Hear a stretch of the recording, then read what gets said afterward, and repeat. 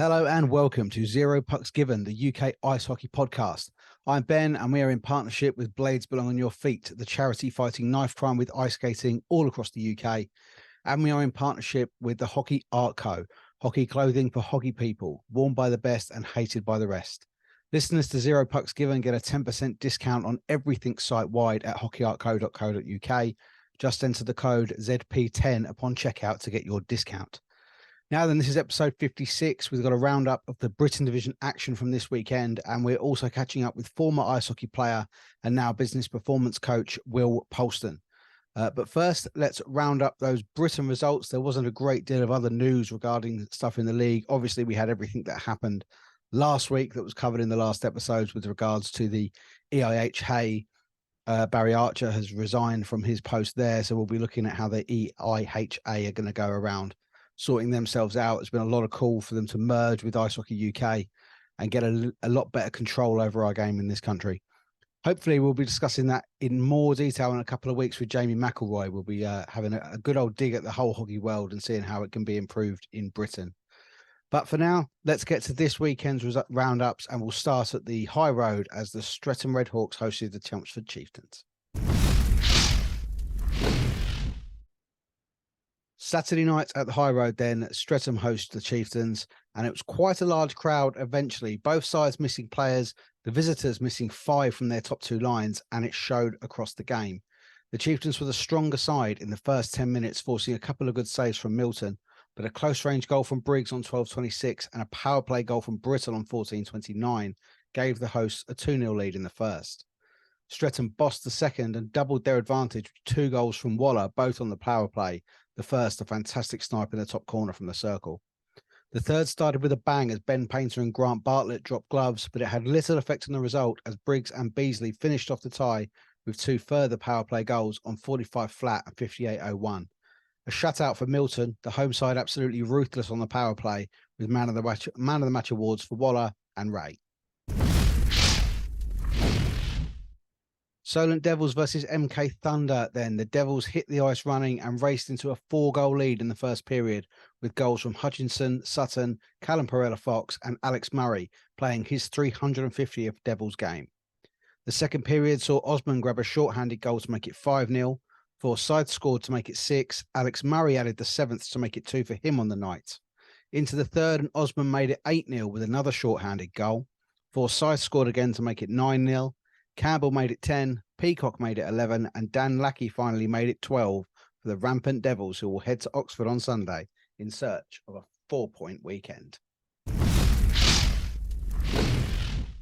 Slough versus Invicta then. Invicta headed to the hangar with only 14 skaters and 2 netminders, but took the lead on 10:58 through Springer Hughes before Jack Goodchild scored short-handed on 13:49 to level up. The second period saw the Jets take the lead through Ollie Hemmings-Mayer on the power play on 26:37. However, Invicta pulled it back to 2-2 just over a minute later through Huggett. Invicta took the lead even-handed on 38:58 with a goal from Dan Scott and extended the lead before the end of the second when Huggett scored again on 36:48. Into the third, and Bradburn pulled a goal back for Slough on 44:40. And after a melee of penalties, including Stevenson getting a 5+ game for fighting that left Slough on a 5-minute power play, they took advantage with goals from Goodchild on 53:30, Seb Moore on 55:52 to swing the game in their favour. Invicta called a timeout with a minute to go and pulled Owen Ryder in the final 60 before Jack Goodchild settled it with an empty net goal for his hat-trick on 59:30. An incredible game at the hangar after those 4 unanswered goals in the third period. Man of the match for Jack Goodchild for the Slough Jets, and Invicta will have to host the hungry Streatham Redhawks on Sunday night. Invicta versus Redhawks is Sunday night's game in Gillingham. Both teams with only 17 available and a tight start to the game until Jordan Gregory gave Streatham the lead on 4:26.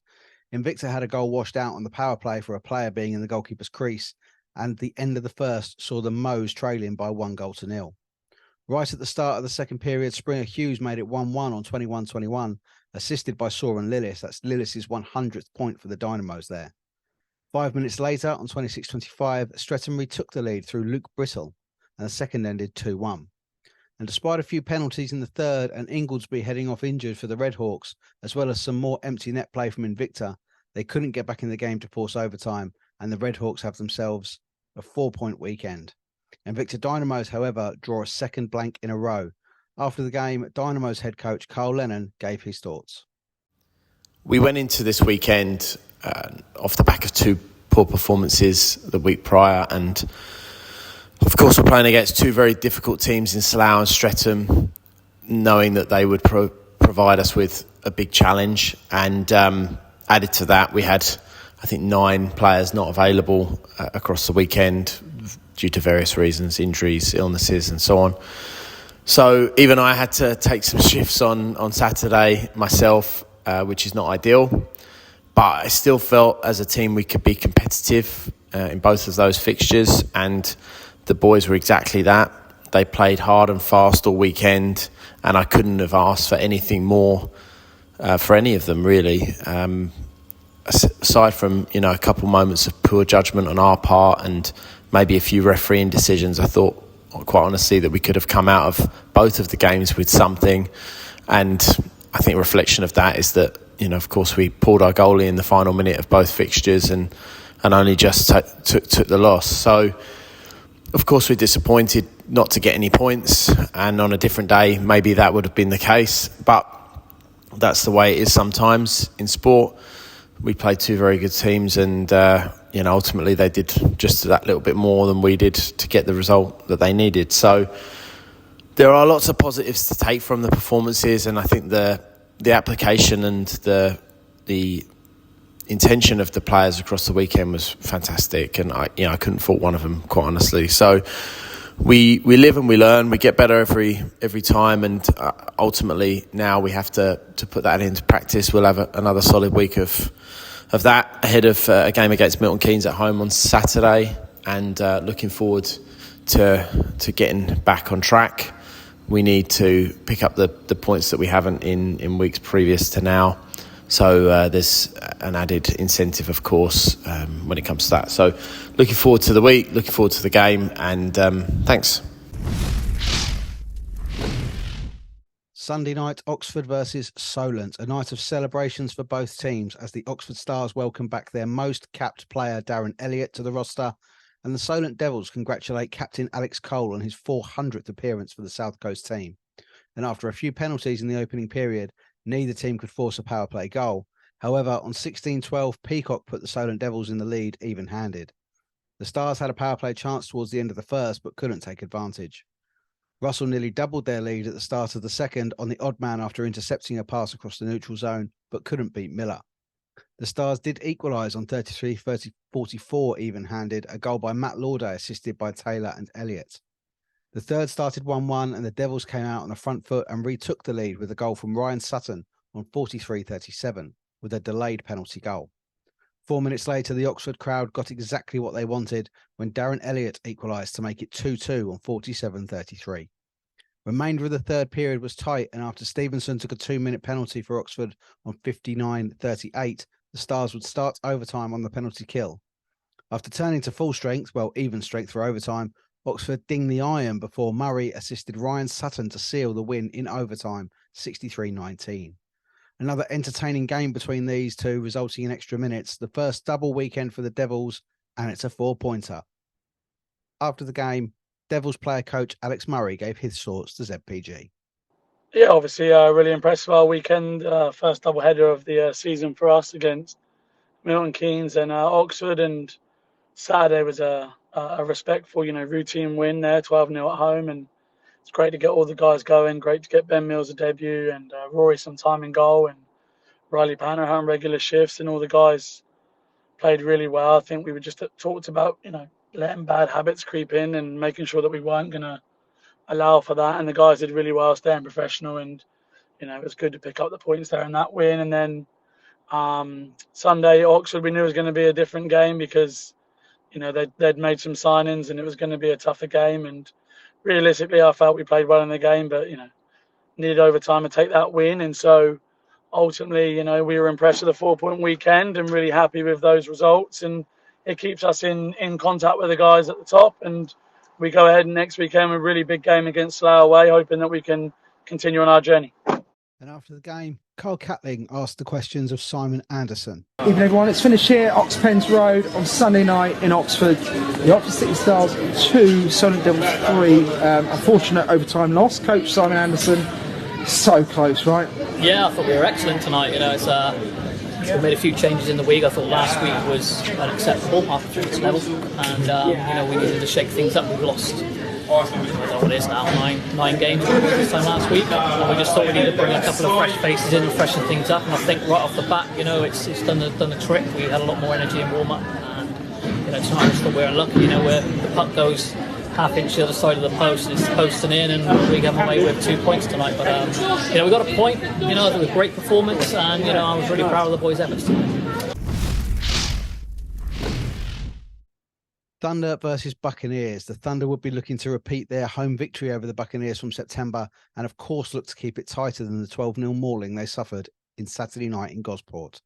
It didn't go quite that way though. After Hill gave Romford the lead early on, it was doubled by Caps and added to by Luca Pascali. Ewan Hill made it 4-0 before the end of the first. Into the second, and Courtney Grant made it 5 for the Buccaneers before Pascali added his second to make it 6. MK Thunder then pulled one back through Cox with his first senior goal before Kobe Grinnell Park made it 7-1 for the Buccaneers. Shea Woolman got himself on the score sheet to make it 8-1 before Brindley Caps added his second to make it 9. The scoring was finished by Ewan Hill netting his hat-trick, 10-1 at the Thunderdome, a great win for the Buccaneers, the Thunder back to the drawing board. Since the defeat, the Thunder have released the following statement. After 2 big losses this weekend, we sat and had a lengthy team meeting. We have capable players and a locker room full of great guys. We are stuck in a rut, and this week we'll be all about getting ourselves out of it. There were some positives to take from yesterday. The photo we've posted was number 67, James Cox's first Thunder goal. He woke the team up after that. MK Storm Junior Ice Hockey Club 16-year-old goalie played the last 8 minutes, making his senior debut and saving 10 out of 11 shots. Huge thanks to their fans who never lose faith. Thank you also to those who stepped up and filled match night roles for us. We couldn't do it without you. As we know, hockey clubs do not function without those volunteers. After those weekend fixtures then, it's now time for this. Hi, it's Justin Wong, Kenny Wu from the Muddy Ducks, presenting Zero Pucks Given Britton Division Player of the Week. ZPG Britton Division Player of the Week. Again, as every week, a few great performances. Seems to be the same few knocking up points with hat-tricks for Jack Goodchild and Ewan Hill, goals and apples galore for Brindley Caps. But this week, it was a player stopping points. A shutout on Saturday and a man of the match on Sunday in a 4-point weekend where he conceded just once. This week's Player of the Week is Streatham Redhawks goalie Danny Milton.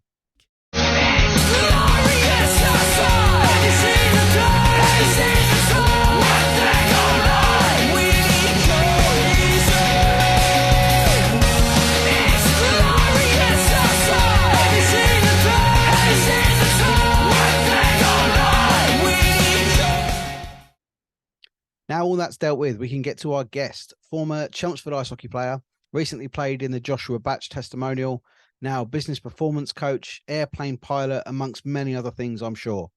Will Polston.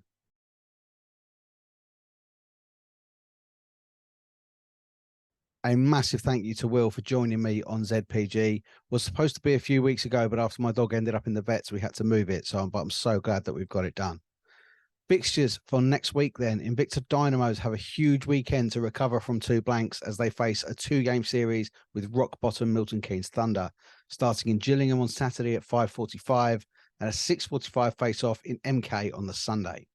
On the Saturday, Slough Jets host the Solent Devils at the Hangar for 6:30 p.m. and the Streatham Redhawks are visited by the Romford Buccaneers. On the Sunday, just the one other game to add to the Thunder versus Dynamos matchup is the reinvigorated Oxford City Stars will look to come and take points off the Chelmsford Chieftains at the Riverside at 6 p.m. Once again, thank you so much for listening. Thank you to Will Polston for giving up his time for us, the coaches for supplying their coaches' thoughts, and also thank you to the Streatham Redhawks who took very good care of me on Saturday night. Episode 56 is in the bank. Next week, we've got another big episode as we discuss concussion protocols with brain injury thriver and survivor David Jacko Jackson and former player Danny Wright. So thank you once again. Check out all the socials on Instagram, Facebook, X, Threads, TikTok, Snapchat, YouTube, Spotify, Apple Podcasts. Congratulations to Mama B's Soaps, who won the Zero Pucks Given bubble hat. Loads of new colours available at the ZPG merch store. You can find that in the link tree on the social profiles. So once again, thank you for listening, and I will see you next week.